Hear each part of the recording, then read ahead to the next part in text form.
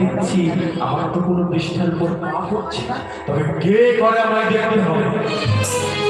এই বলে নরোত্তম তার যাওয়ার আগে লোকনাথ গোস্বামী গাছের আড়াল থেকে দেখছে ওই রাজার ছেলে নরোত্তম তাড়াতাড়ি করে ঝোপের মধ্যে তার বিষ্ণুকে তুলে ফেলে যমুনা থেকে জল নিয়ে যেই মার্জনা করতে যাবে ওই লোকনাথ গোস্বামী হাতটা ধরেছে, ওরে নরোত্তম ওরে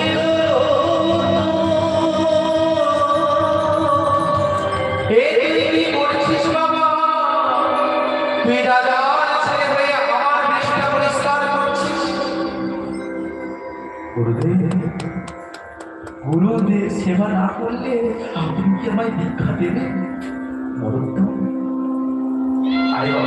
আমি বেশি দিন না, আমি তোকে দীক্ষা দেবো। যে গুরুদেবের বিষ্ণা পরিষ্কার করতে পারে তার থেকে বড় শিষ্য আর কি হতে পারে? তুই হলি আমার প্রথম শিষ্য আর তুই হলি আমার শেষ